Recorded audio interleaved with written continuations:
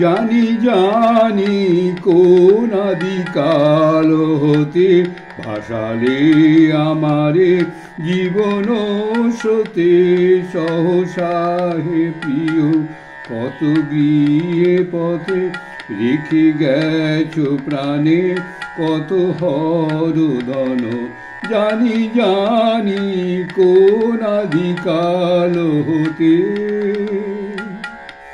কতবার তুমি মেঘের আড়ালে এমনই মধুর হাসিয়া দাঁড়ালে কতবার তুমি মেঘের আড়ালে এমনই মধুর হাসিয়া দাঁড়ালে অরুণ কিরণে চরণ বাড়ালে ললাটে রাখিলে শুভ পরশন জানি জানি কোন আদিকাল হতে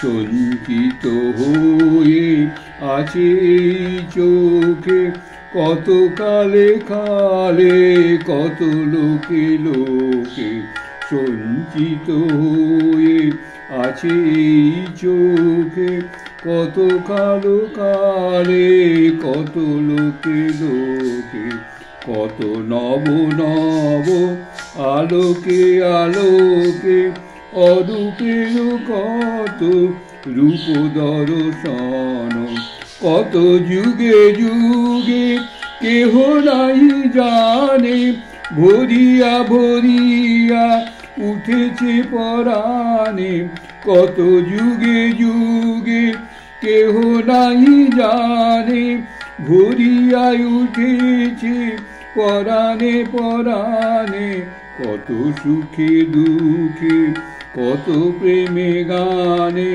অমৃতের কত রস বরিশন জানি জানি কোন আদিকাল হতে ভাসালে আমারে জীবন স্রোতে সহসা হে প্রিয় কত গিয়ে পথে রেখে গেছো প্রাণে কত হরদন জানি জানি কোন আদিকাল হতে।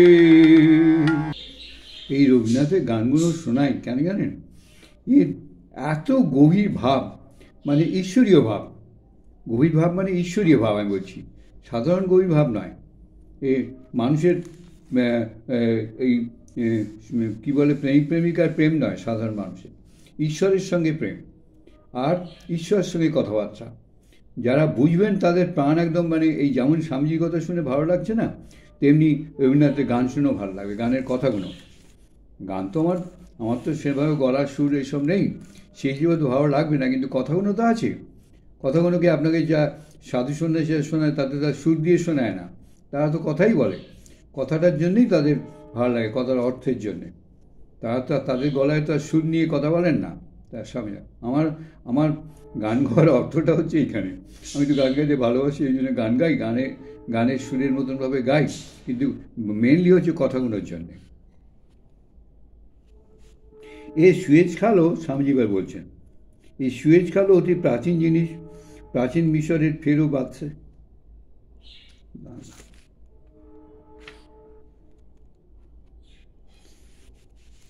প্রাচীন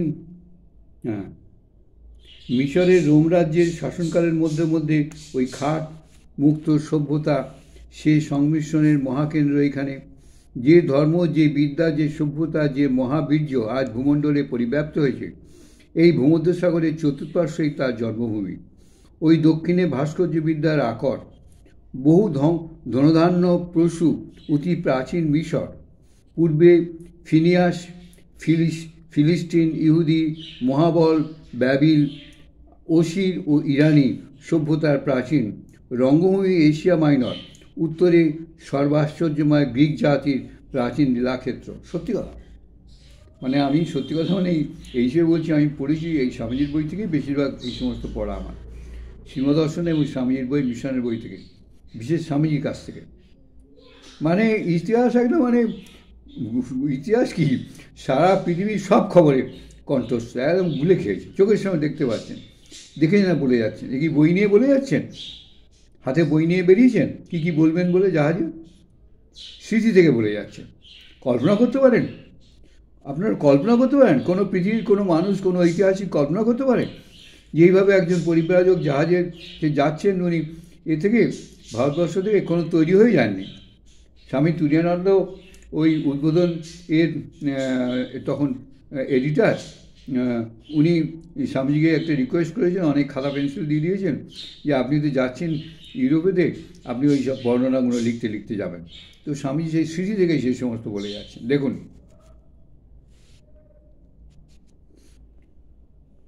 স্বামীজি কি বলছেন? দেশ, নদী, পাহাড়, সমুদ্রের কথা তো অনেক শুনলে, এখন প্রাচীন কাহিনী কিছু শোনো। এই প্রাচীন কাহিনী বড় অদ্ভুত, গল্প নয়, সত্য, মানবজাতির যথার্থ ইতিহাস এটা। এই সকল প্রাচীন দেশ কালসাগরে প্রায় লয় হয়েছিল।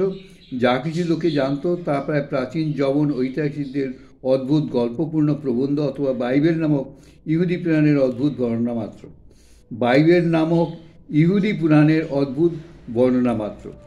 এখন পুরানো পাথর, বাড়ি, ঘর, টালিতে লেখা পুঁথি, ভাষা বিশ্বের শতমুখে গল্প করছে। এই গল্প এখন সবে আরম্ভ হয়েছে। এখনই কত আশ্চর্য কথা বেরিয়ে পড়ছে, পরে বেরোবে, আরও কত কি বেরোবে কে জানে। দেশ দেশান্তরে মহামহা পণ্ডিত দিনরাত এক টুকরো শিলালিক, ভাঙা বাসন বা একটা বাড়ি বা একটা টালি নিয়ে মাথা ঘামাচ্ছেন আর সেকালের লুপ্ত বার্তা বার করছেন। দেখুন, ভগবানও সেরকম মানুষ পাঠিয়ে দিয়েছেন যারা ওই সমস্ত যে ফালতু সমস্ত ইতিহাস, আমাদের অমুক যীশু খ্রিস্ট এই করেছে, অমুক করেছে, সেই করেছে, তাই করেছে বলে বানিয়ে বানিয়ে সমস্ত লেখা, হ্যাঁ, নিজেদের ধর্মকে বিরাট বড় করে দেখানো করেন যে মিথ্যে কথাগুলো লেখা। এগুলো হচ্ছে এক মিথ্যেবাদী ঐতিহাসিক লেখক, নিজেদের প্রতিষ্ঠা করার জন্য। এবারে তো মাটি খুঁড়ে সমস্ত প্রমাণ বেরোচ্ছে, সারা পৃথিবীতেই বেরোচ্ছে, এবং পৃথিবীতে বেরিয়ে তার রেজাল্ট কী হচ্ছে? ইতিহাসটা পুরো উল্টে যাচ্ছে।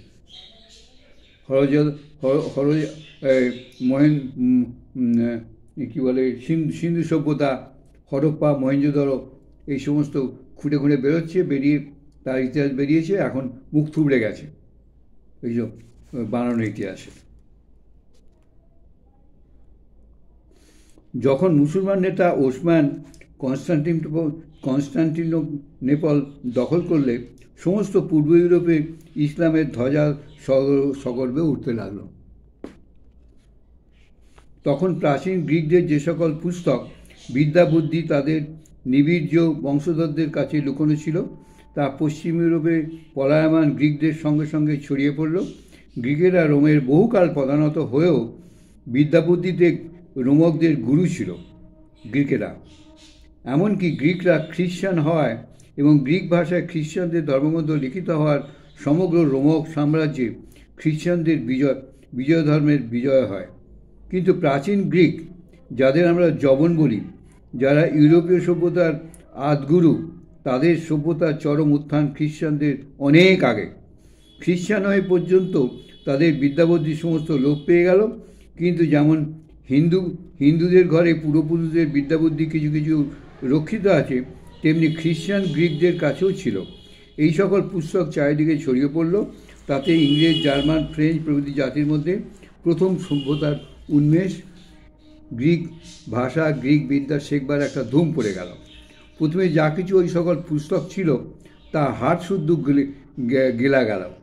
তারপর যখন নিজেদের বুদ্ধি মার্জিত হয়ে আসতে লাগলো এবং ক্রমে ক্রমে পদার্থবিদ্যার অভ্যুত্থান হতে লাগলো, তখন ওই সকল গ্রন্থের সময় প্রণেতা বিষয়ে যথাতথ্য ইত্যাদি গবেষণা চলতে লাগলো। খ্রিস্টানদের ধর্মগুলি ছাড়া প্রাচীন অখ্রিস্টান গ্রিকদের সমস্ত গ্রন্থের উপর মতামত প্রকাশ করতে তো আর কোনো বাধা ছিল না। কাজেই বাহ্য এবং আভ্যন্তর সমালোচনার এক বিদ্যা বেরিয়ে পড়ল। মনে করো, একখানা পুস্তকে লিখেছে যে অমুক সময়ে অমুক ঘটনা ঘটেছিল। কেউ দয়া করে একটা পুস্তকে যা হয় লিখেছেন বললেই কি একটা সেটা সত্য হলো? বিশেষ সেকালের অনেক কথাই কল্পনা থেকে লিখিত। আবার শুনুন, সেকালের অনেক কথাই কল্পনা থেকে লিখিত। আবার প্রকৃতি, এমনকি আমাদের পৃথিবী সম্বন্ধে তাদের জ্ঞান অল্পই ছিল। এই সকল কারণে গ্রন্থোক্ত বিষয়ে সত্যাসত্যের নির্ধারণে বিষম সন্দেহ জন্মাতে লাগলো। এটা শুধু আমি বলছি না ওই খ্রিস্টানদের মধ্যে, এটা ভারতবর্ষও তাই হয়েছে। অনেক কাল্পনিক ব্যাপার আছে, সব কিছু সত্য বলে মেনে নেওয়া যায় না। রামায়ণ মহাভারতের এটা নয় যে প্রত্যেকটা কথা সত্য। হ্যাঁ, যেটা সত্যে প্রতিফলিত হচ্ছে, যেটা সত্যের প্রভাবটা প্রকাশ করছে, সেটা হচ্ছে ভাগবত গীতা। ভাগবত গীতার কথা একটাও সত্যের সত্য, মানুষের জীবন নিয়ে আলোচনা। হ্যাঁ, সেটা নিয়ে আলোচনা চলছে এবং সেটা জীবনে প্রতিফলিত হচ্ছে। প্র্যাকটিক্যালি দেখা যাচ্ছে যে ভাগবত গীতা যা বলেছে সেটাই সত্য। বাকি যে সমস্ত রয়েছে এইগুলো প্রক্ষিপ্ত ঘটনা, বানিয়ে ঘটনা, সোজা কথা। স্বামীজিও বিশ্বাস করেন না সব, কখনো বলেননি যে না শাস্ত্রে জালে মহাভারত, রামায়ণ মহাভারত যা লেখা সব সত্যি, ওসব কিছু বলেননি। কত ইয়ার্কি ঠাট্টা করেছেন ওই হনুমানের লঙ্কা প্রেরণা নিয়ে।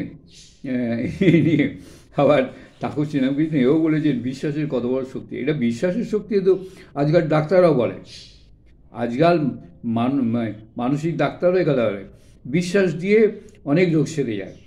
হ্যাঁ, ঠাকুর বিশ্বাসের উপর খুব জোর দিতেন। তুমি সাপে খাপ কামড়েছে, না বিষ নেই চিন্তাও যদি গভীরভাবে করতে পারো, তাহলে কিন্তু সাপের বিষও কাজ করবে না তোমার শরীরের মধ্যে। কালকে আমার হঠাৎ একটা জীবনে একটা ঘটনা হয়েছিল, একটুখানি বলে দিই আপনাদের। সেটা হচ্ছে কাল রাত্রিরে আমার এমন শরীর খারাপ হয়েছিল, আমি ভাবলাম শরীর আজকে চলেই যাবে। হ্যাঁ, আমি আর শুরু হয়েছিল রাত্রি 10টা থেকে আর রাত্রি 1:30 অবধি। আমি বলবো না, ডিটেলস বলবো না কী ধরনের কষ্ট। তো আমি মনে হচ্ছিল শরীর আজকে চলে যাবে। প্রথমে মনে হলো চেঁচিয়ে ডাকি ছেলেকে, তারপরে মনে হলো যে না, কেন ছেলেকে ডাকবো, যাবে শরীর যাক, শরীর তো যাবে, একটা কিছু কষ্ট হয়ে তো শরীর যাবে, শরীর যাক, তো ভগবানের প্রার্থনা করি। এবারে পাশে জগন্নাথের আটকে মানে জগন্নাথের সেই প্রসাদ ছিল, সেই প্রসাদ মুখে দিয়ে জগন্নাথকে খুব খুশি জানালাম, দেখো জগন্নাথ তুমি আমাকে কৃপা করো, তোমাকে স্মরণ হচ্ছে আমার, তোমাকে দর্শনও করেছি, তোমার এই আটকে খাচ্ছি, আমার জন্য শরীরের অসুবিধাগুলো চলে যায় বলে এইসব মুখে দিয়ে চুপচাপ বসে আছি। ও নিচেদের সব চুপচাপ, ছেলে তো ঘুমোচ্ছে। তখন 12:30 বা ঘড়ি দেখলাম 12টা, 12:30, 1টা, 1:30 অবধি এইসব হলো কাণ্ড। ওই আস্তে আস্তে দেখলাম ঘুমিয়ে পড়েছি। কখন সকালে শরীর সুস্থ, বুঝতে পারছেন তো। বিশ্বাস, ভগবানের উপর বিশ্বাস অনুরাগ নিয়োগ করে। এখানে আমি একটা ছোট্ট ঘটনা বলি। একবার স্বামীজির সেবক নির্ভয়ানন্দ এবং একটা ছোটো ছেলে নেদা বলে, তার বোধহয় ভালো নাম গৌর, বেরোইতে প্রচণ্ড জ্বর, 4.5 জল কিছু নামছে, ম্যালেরিয়ার জ্বর। তো স্বামীজি যখন বাবুরাম মহারাজকে বলেছে, আর বাবুরাম যা ঠাকুরের চরণমাত্র খাইয়ে দিত দুজনকে, তো বাবুরাম মহারাজ খাইয়েছে, তারপরে দেখলে সে ধুম জ্বর, একটুও কিছু কমেনি। তখন স্বামীজি বললেন যে কী রে, তুই ঠাকুরের চরণমাত্র খাওয়ালি, ওর কমলো না কেন জ্বর? তুই বিশ্বাস করিসনি তার মানে? বাবুরাম মহারাজ পরে স্বীকার করেছিলেন, মনে মনে ভাবছিলেন চরণমাত্র খাওয়ালে জ্বর কমে যাবে, এই কথা ভেবেছিলেন। সুতরাং এই বিশ্বের সঙ্গে অনুরাগ চাই। স্বামী যখন নিজে গড়গড় করে গেলেন মন্দিরে, গিয়ে ঠাকুরের সামনে বসে একটু ধ্যান করে তারপর সেই চরণামৃত নিয়ে এসে ওদের খাইয়ে দিলেন, ব্যাস, পরের দিন কোনো জ্বর টর কিছু নেই। তাহলে দেখুন বিশ্বাসের কতখানি শক্তি। বিশ্বাসের সঙ্গে অনুরাগ চাই, মানে বিশ্বাস শুধু বিশ্বাস আমি বিশ্বাস করি বলে মুখে বললেই হবে না। বিশ্বাস যে করণ সেইভাবে কাজ করতে হবে, মানসিকভাবে চিন্তা করতে হবে, ভাবনা করতে হবে, অ্যাক্ট করতে হবে। আমি ভগবান বিশ্বাস করি, আমি প্রার্থনা এইসব বিশ্বাস করি বলে গপ করে ট্যাবলেটগুলো গিলছেন, সেগুলো বলে তো আমি তো ট্যাবলেট খাইনি, খেয়েছি, হ্যাঁ ট্যাবলেটও খেয়েছি, মিথ্যে কথা বলবো না, ট্যাবলেটও খেয়েছি বটে, কিন্তু কিছুতেই কমছে না, আর কমবার আশা দেখছি না। আমি এই ট্যাবলেট খেয়ে কমবে না, আমি জানি। আমার যে ধরনের কষ্ট শুরু হয়েছে সে ধরনের কষ্ট আমি দেখেছি, আমার বাবা ওইভাবেই মারা গেছেন, সেইভাবেই আমার কষ্ট প্রায় শুরু হয়েছিল। ছটফট করেছি আমি, কিন্তু শেষ পর্যন্ত ওই ঠাকুরের কাছে প্রার্থনা করে ওই জগন্নাথকে প্রসাদ পেয়ে সেরে তো গেলাম, আর সকালে এখন স্বাভাবিক।